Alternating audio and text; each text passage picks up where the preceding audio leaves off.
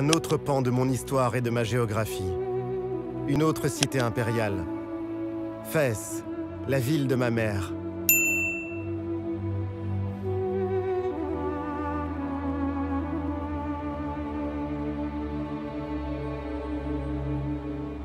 J'ai voulu arpenter les ruelles si étroites de Fès el-Beli, le vieux Fès.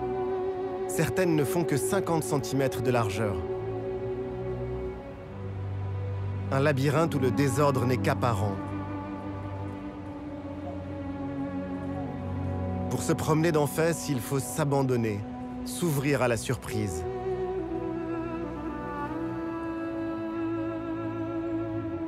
Et au cœur de la ville, la mosquée Qarawiyyin, qui abrite l'une des premières universités au monde. Sous ses toits vert émeraude se loge un chef-d'œuvre d'architecture et d'ornement. 20 000 fidèles peuvent s'y réunir. La Qarawiyyin, l'un des principaux centres intellectuels et spirituels de l'islam.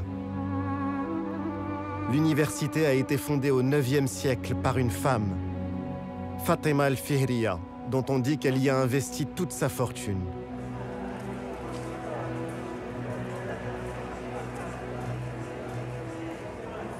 La Médina est un écosystème fragile. Pour la protéger, Fès est classé patrimoine universel de l'UNESCO.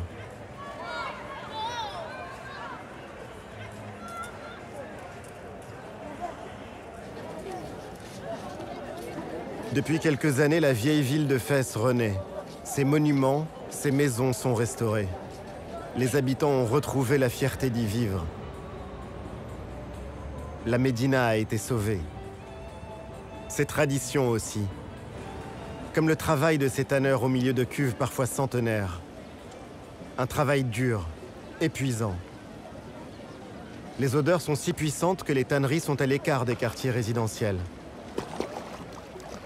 Les colorants chimiques sont apparus, mais ils n'ont pas remplacé les pigments naturels extraits des plantes ou de la terre du Maroc. Ces tanneurs gardent la mémoire de ce qu'il y a de plus beau dans l'artisanat marocain. Des babouches à la maroquinerie jusqu'aux selles des chevaux et aux manuscrits les plus précieux. Ces savoir-faire perpétuent un patrimoine toujours vivant aujourd'hui.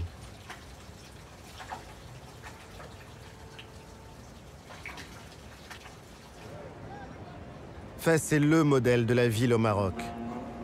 À tel point que pour désigner Fès, il suffisait à ses habitants de dire El Medina, la ville. Ville qui est comme un microcosme de l'identité du pays.